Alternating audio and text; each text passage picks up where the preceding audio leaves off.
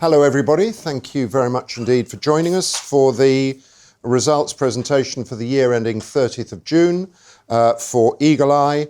My name's Tim Mason, I'm the CEO of Eagle Eye, and I'm joined by my colleague, our CFO, Lucy Sharman-Mundy, and we will take you through the deck that we've been taking around the city to our investors and potential investors.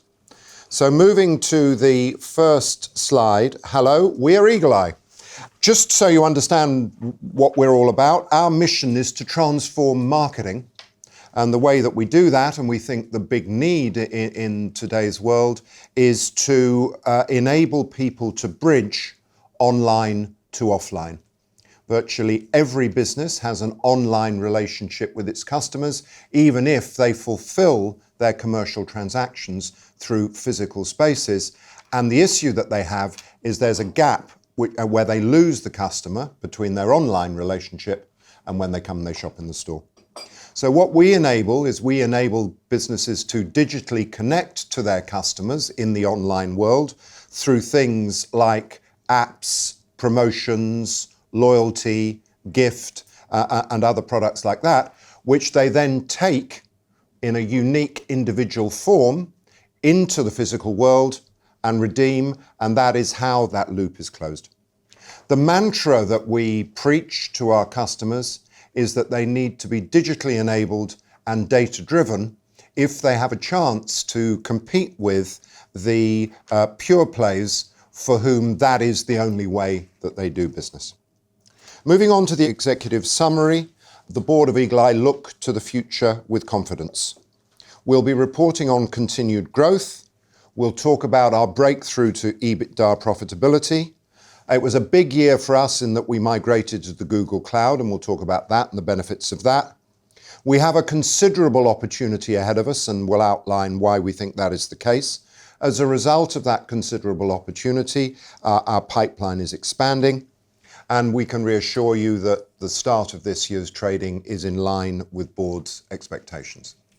Moving on to the next slide, this is a quick look at the market that we operate in. The opportunity remains huge.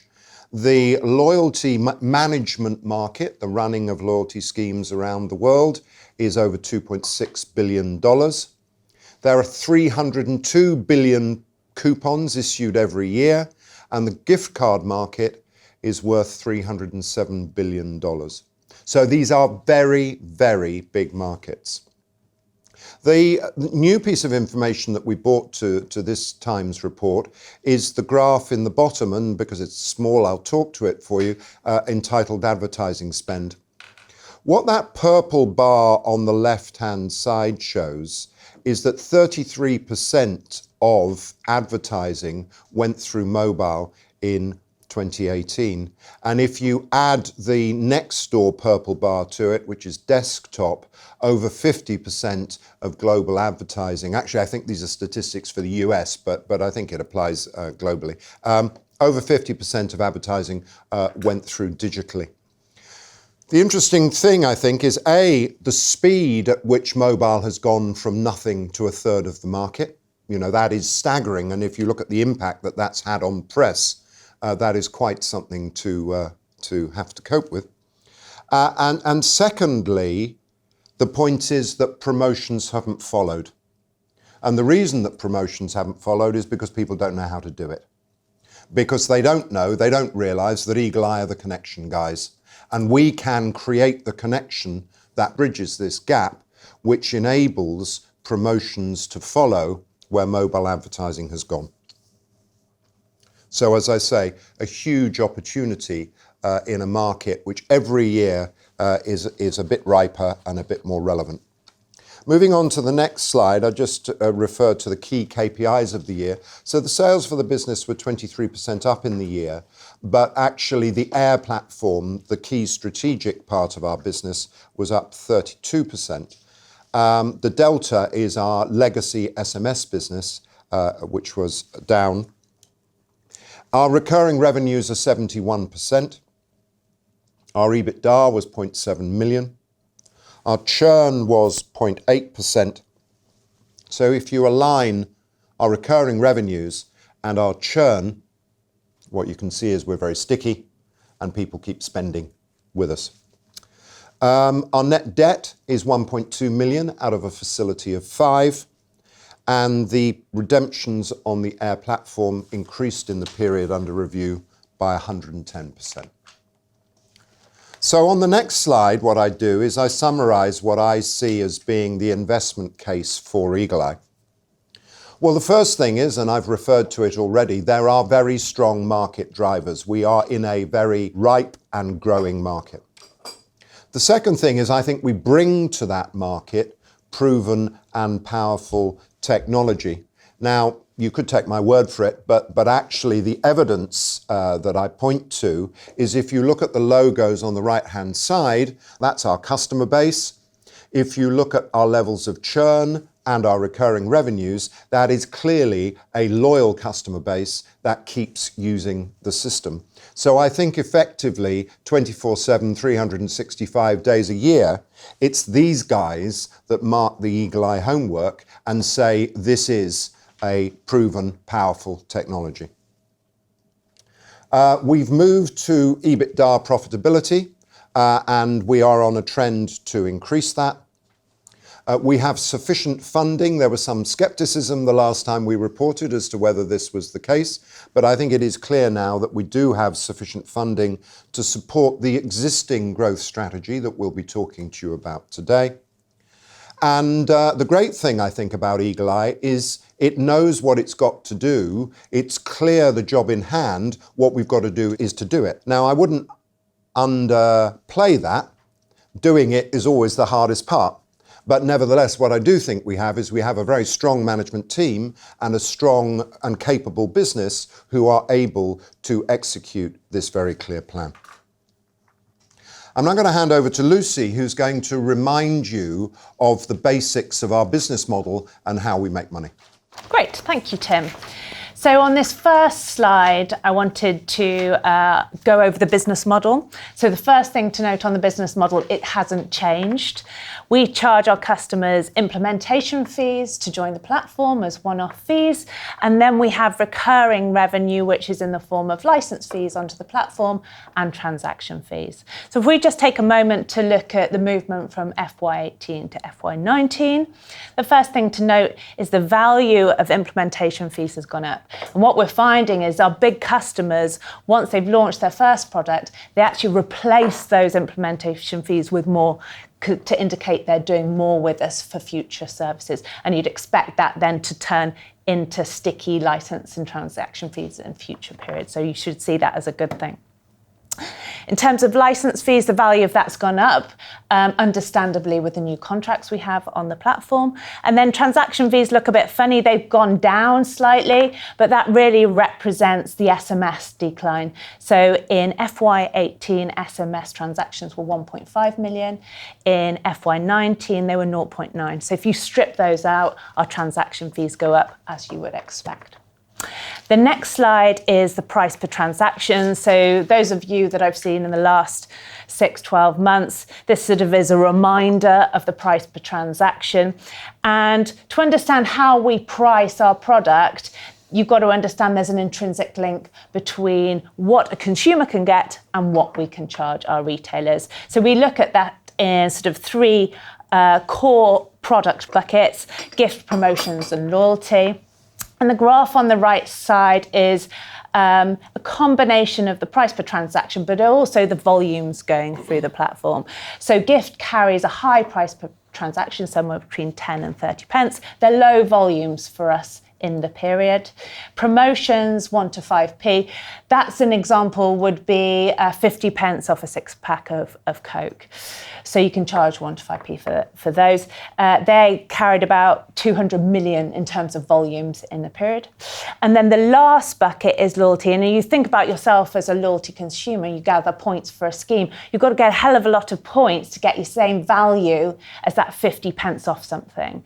So there we can charge parts of pence for loyalty transactions. And that is the area that's really grown in the period. And that bar chart this time last year would have equal volumes of promotion and loyalty. So we've had the annualisation of our new loyalty services, plus new people taking on the loyalty service themselves. The next slide is our illustrative contract lifecycle. Again, those of you have seen us in the last 12 months would have seen this slide before.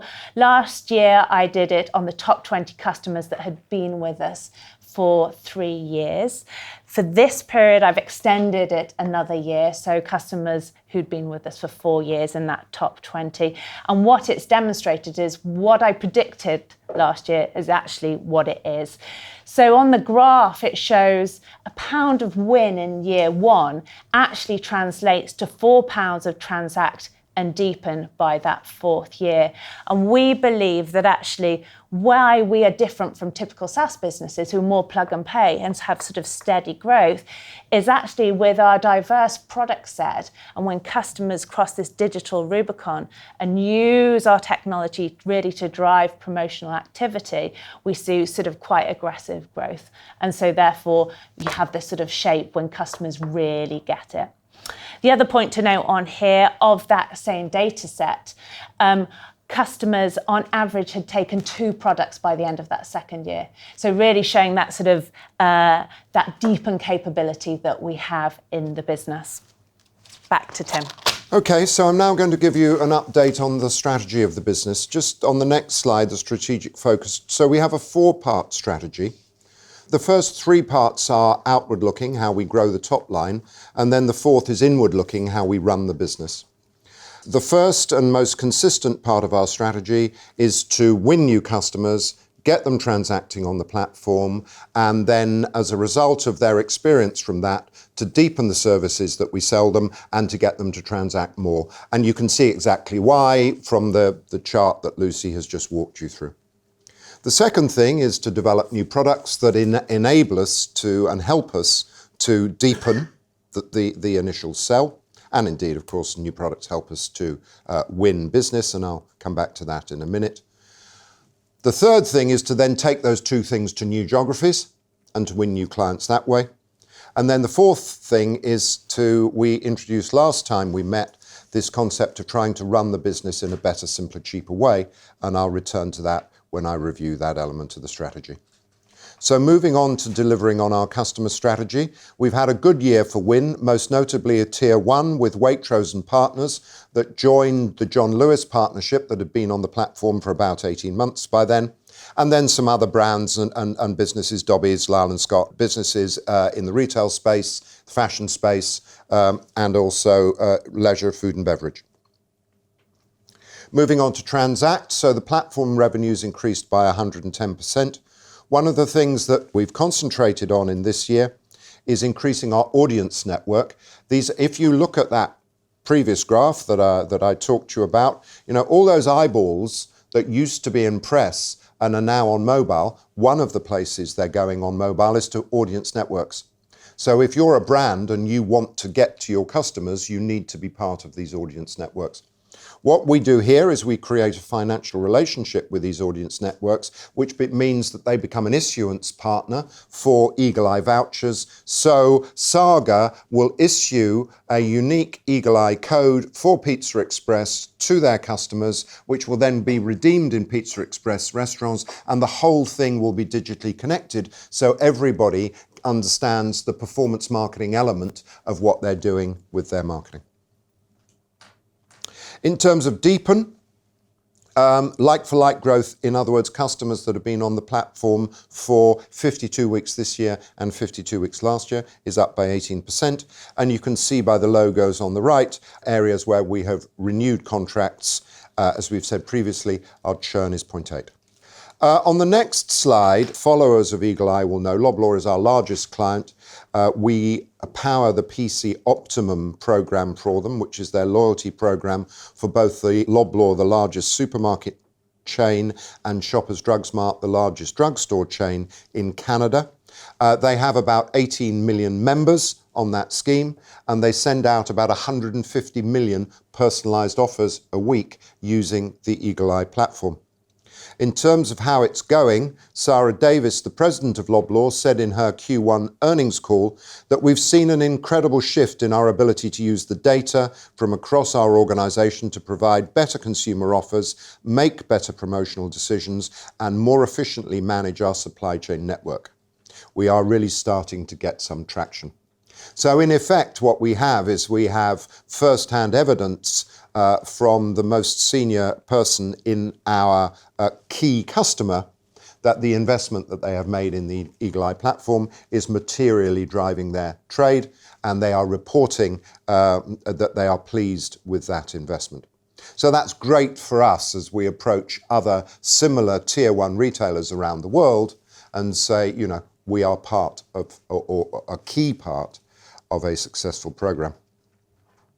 Moving on to innovation, the product that was developed to enable this Loblaw program was the digital wallet. I can report now that 10 further clients are engaged with us to use that digital wallet. So you can see, if you remember, prior to the digital wallet, we were the digital promotion guys. When we developed the wallet, we also became the digital loyalty guys. We now have 10 relationships where people are implementing or have implemented the wallet as part of what they do with us. We're also an app business. We run a white label app business. We sit behind the Mitchells & Butlers apps, the Emo Car Wash apps and others. We have 23 in total. That's grown by about 40% in the year. There are 3.4 million users, and the redemption levels that we are seeing are on average about 30%, but it is frequent that we will see redemptions of 50% or more. So one of the things this tells me is that apps are a very relevant way of talking to loyal customers. We have also enhanced and improved our gift offering in the year, enabling people to do it more in a self-service way, enabling people through contracting with Eagle Eye to provide not only digital gift, which is clearly what we do in our specialisation, but also plastic gift if they want it, through a partnership, so that we are more of a one-stop shop than we were previously. The revenues in that area have increased by 35%. We have 39 clients on that platform, including JD Sports and Greggs. Moving on to new geographies, I'm going to start with North America. During the year, we announced a partnership with News America Marketing. News America Marketing is the marketing arm of News International, the Murdoch organization based in New York. And what they do is they have relationships with retailers, and they basically buy media from retailers. That media may be their flyer, it may be the ability to issue coupons for that retailer, floor stickers for that retailer, end cap displays for that. It's the physical media that exists in a physical store, which they monetize. What they then do, having contracted with the retailer, is they then sell that space to the brands just in the same way as a newspaper owner sells his media space to brands. So it's a similar relationship. The issue that they had is the world is going digital and they didn't have a digital component to their product offering. Some of their competitors in the US did, and they realized that they needed one. They looked around the world. They discovered Eagle Eye actually through our work in Canada, through our work with Loblaw, met with us, and we have agreed upon a partnership. And you can see here that Martin said the Air platform provides superior infrastructure and features for brands and retailers to understand and communicate with their customers. We believe that Eagle Eye is a best-in-class solution that, combined with NAM's core capabilities, will create significant capability for all players. The great thing about this is that News America have relationships with all the major American retailers, and so they, in effect, open the door for us to help them engage in a digital conversation to create a new revenue stream, both for the retailers and for News America. Moving on to Australia. Australia is a little bit more advanced in terms of its timing than America. We felt that Australia tends, for reasons not least because there are a lot of Brits who work down there in retail, to look to the UK for leadership, that we felt that we could offer that to them in the area of digital loyalty and promotions. We've set an entity up in the year. The guy that joined us as a consultant originally has now been employed full-time as our regional manager.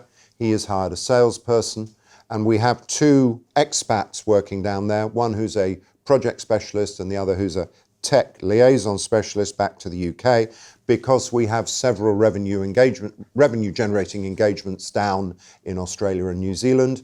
And we were pleased to announce yesterday that one of those has contracted for a 3-year contract for a major retailer in New Zealand. So we have a growing pipeline down in Australia and New Zealand, and that looks like that will be nice business for us. Moving on then to looking internally to how we run the business. I think for a young, fast-growing software business that has raised a lot of money to be able to get it to grow to where it is, there is not a huge incentive to go back and look at how efficiently the business is being run and whether the layers of investment, when they are all aggregated together in 2018, 2019, are actually where they should be, fit for purpose. So this is not to say that what we wanted to do was to bring a cost-cutting program to Eagle Eye. That wouldn't be the case at all. What we want to do is to enable the business to innovate and to grow, but to make sure we were giving it the best opportunity to grow that. And it is material, of course, in running the business in this way in our breakthrough to EBITDA.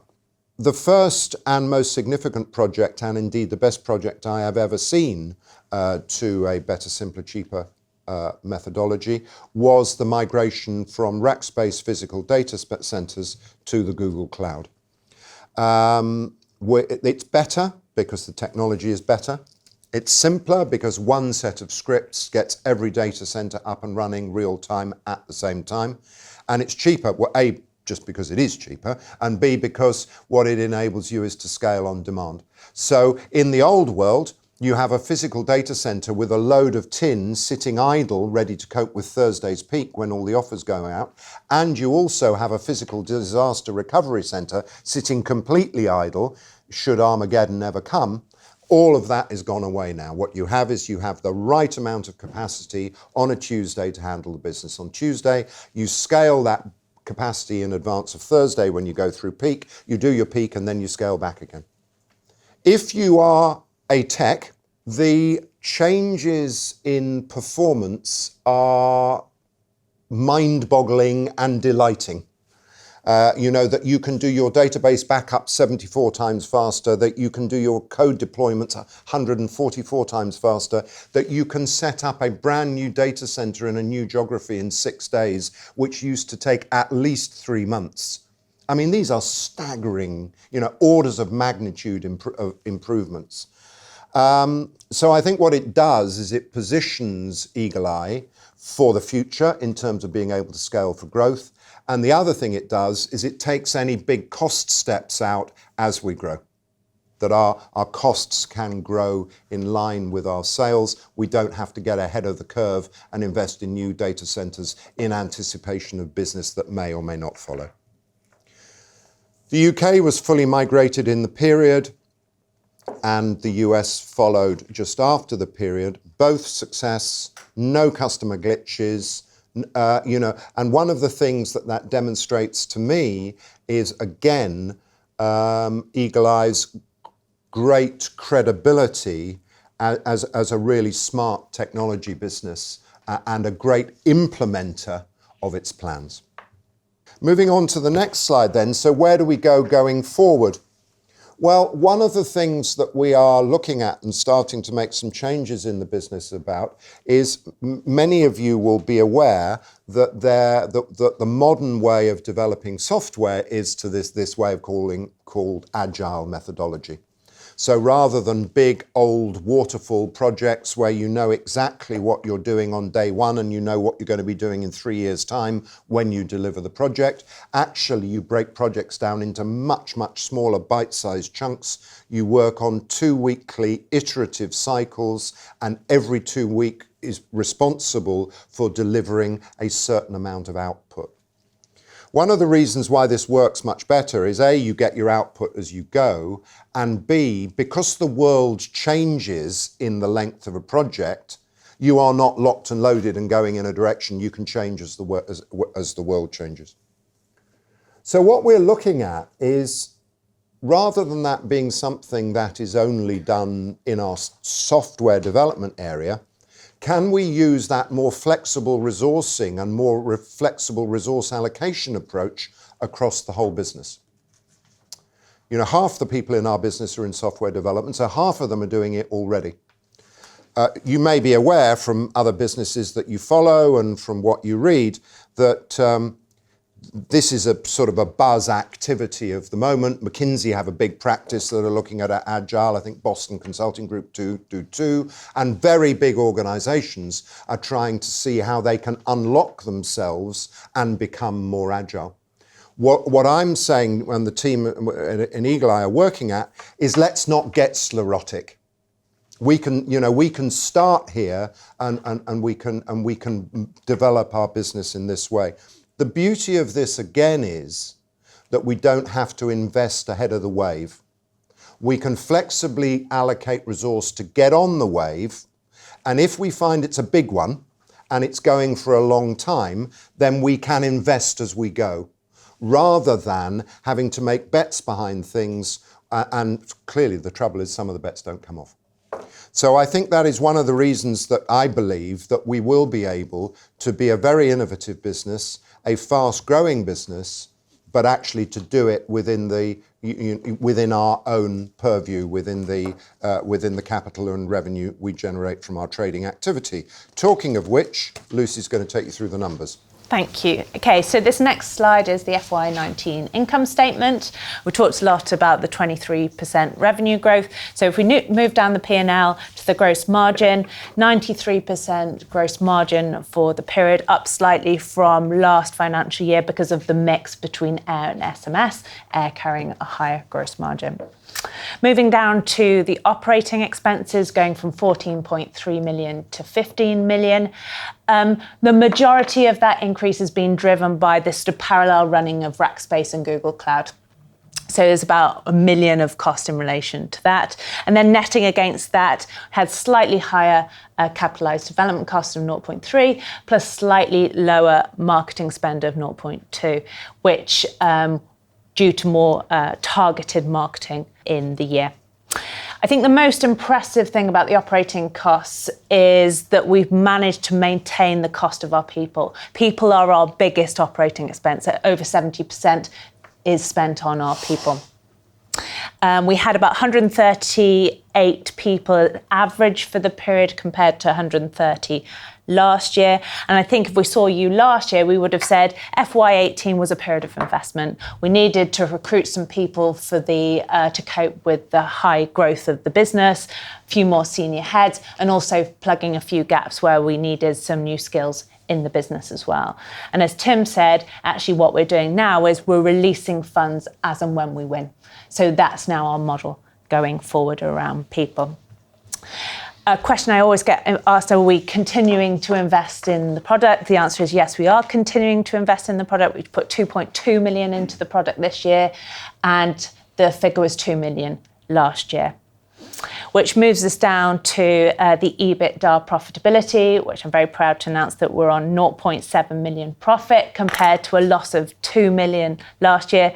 The target was to break even, so we think we've done really well in terms of really breaking through that target.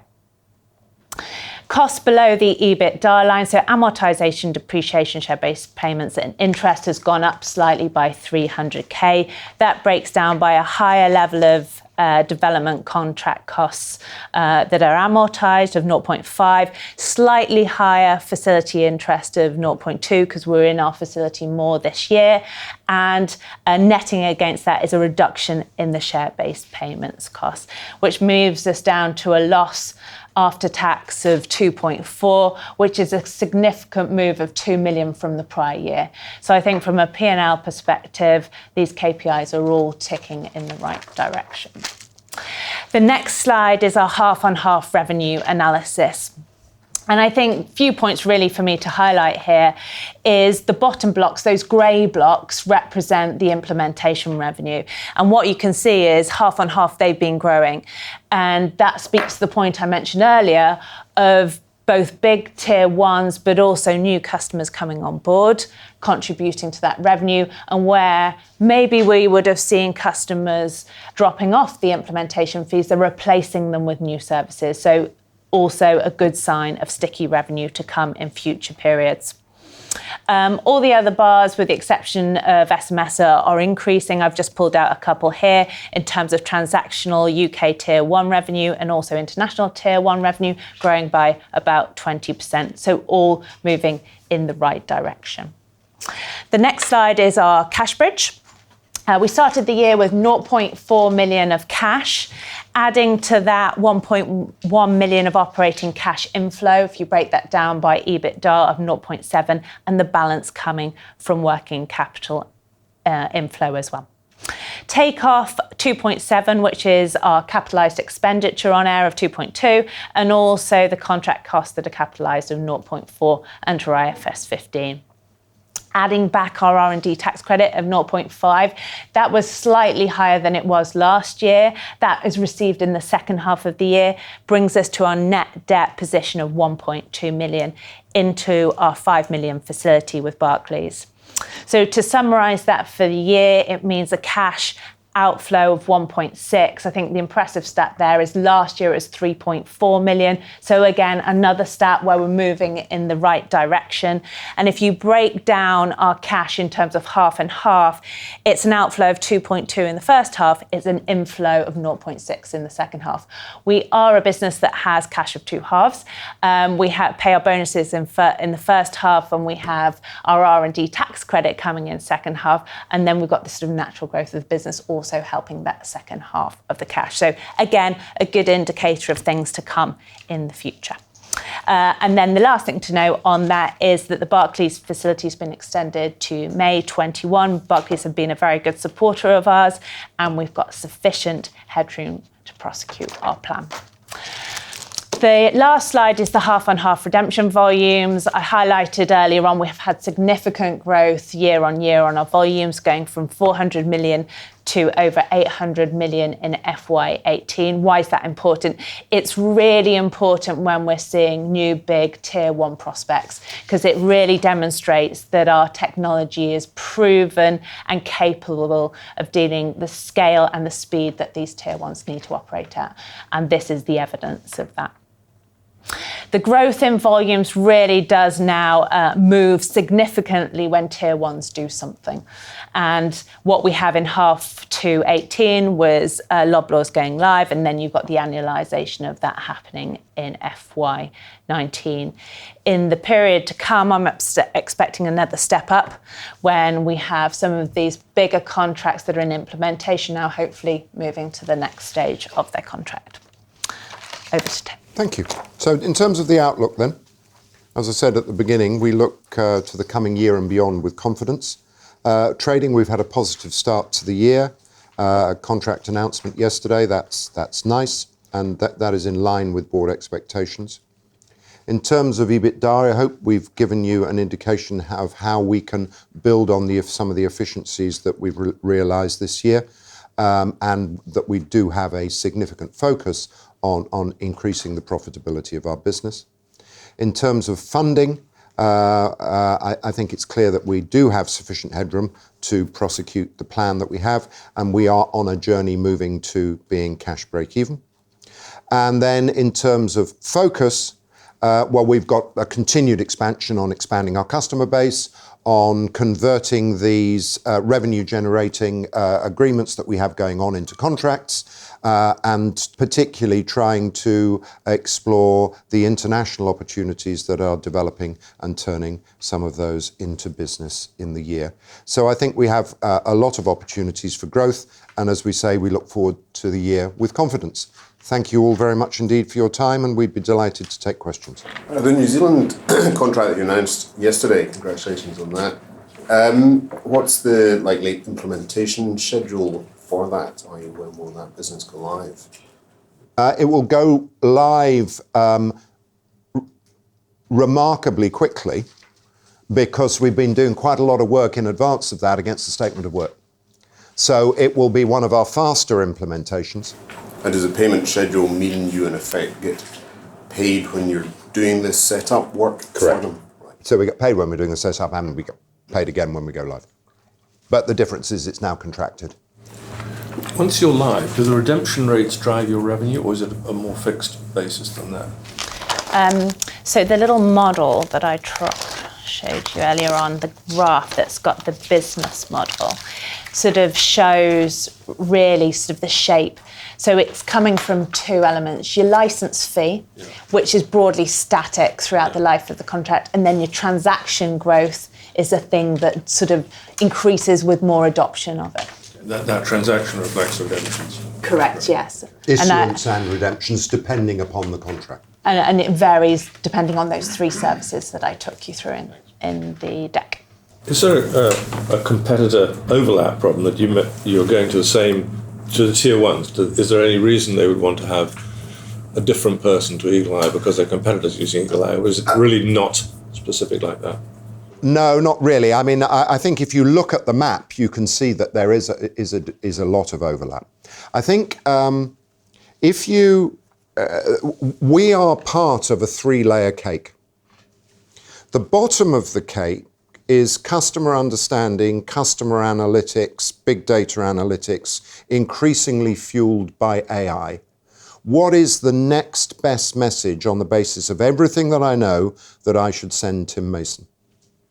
The problem that many businesses have is that their AI and data analytics capability outstrips their postman. They can't get that message. That's where Eagle Eye come in. We are the middle of the cake. We are the transaction layer, and we enable one-to-one personalized communication as a result of that data.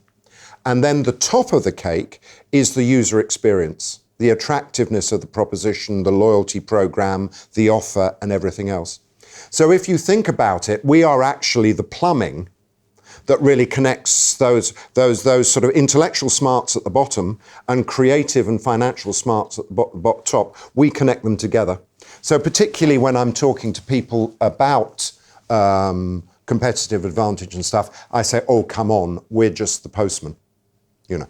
And you can see from our client base that by and large that is accepted. How costly is that team that you have to put around a tier one?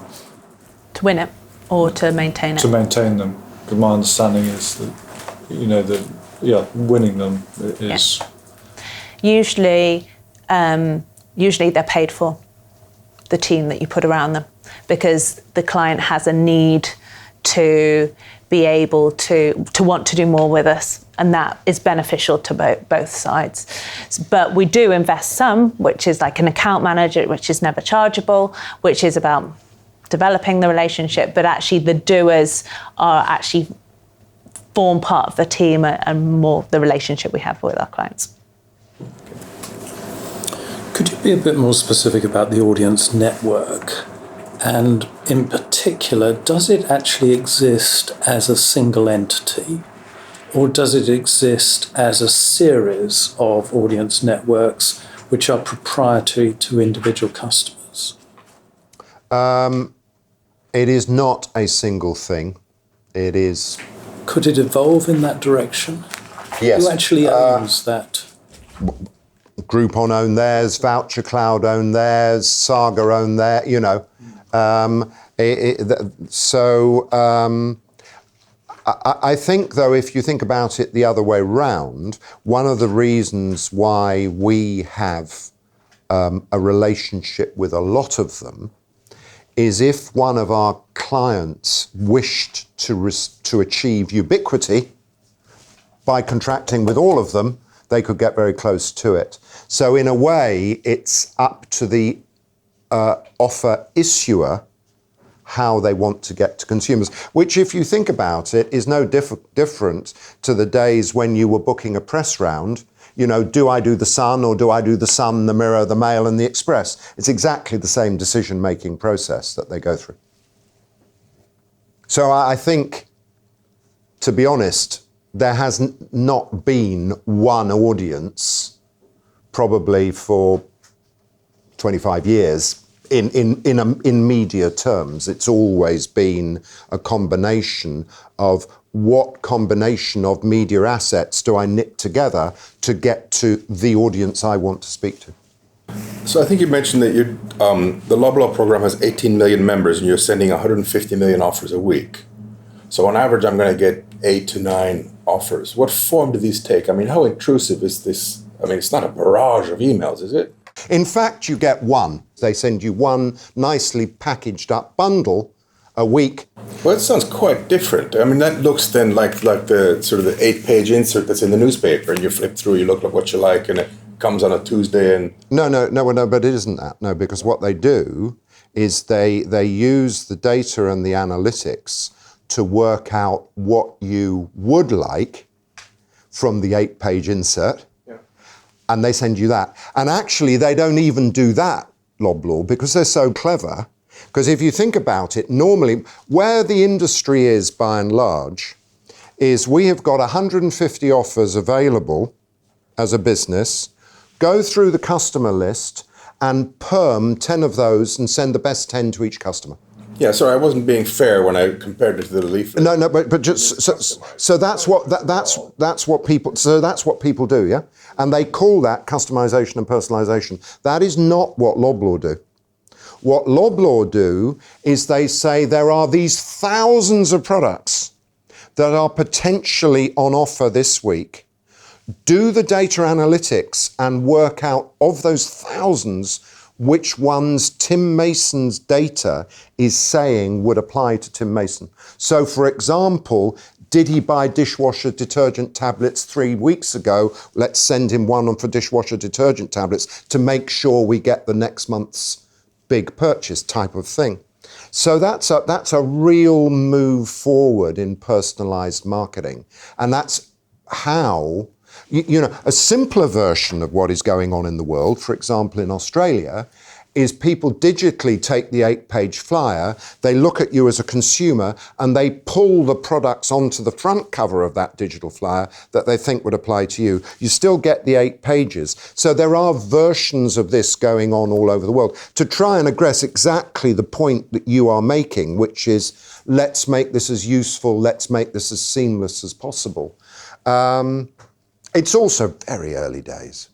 Does Eagle Eye retain any of the data, or is it all held off? No, one of the reasons for that is to answer your original question about if we were a data owner or data holder and we're processing data, which is, to be honest, where the competitive advantage really comes from. There's 2 areas of competitive advantage at this. How smart am I at data analytics? And against that understanding, am I prepared to spend £1 or £5? And those are the 2 levers, you know, that you pull. So we very deliberately steer clear of that and say, no, we simply move the data around the organization, online to offline, to consumers, to cash registers, at enormous speed in huge quantities. It's a very clever thing to do. Very few people do it. In fact, almost nobody does it. That's what we do.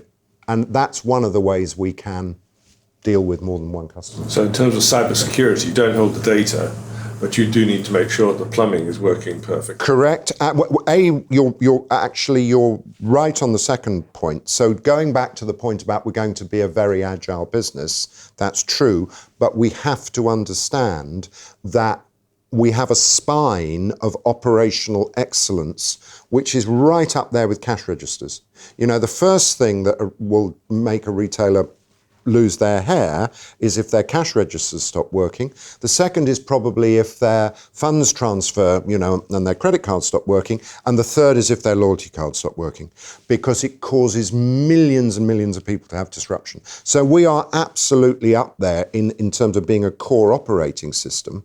Completely right. And secondly, we do have to be very conscious of security. You know, we do touch the data. Sometimes you can access the data, although we're not holding the data in part of our transaction. And actually, that's one of the benefits of the move to Google. Google's levels of security are extremely high. Tim, Lucy, thank you very much indeed. Thank you all very much indeed for your time. I hope you enjoyed the film. See you next time. Thank you.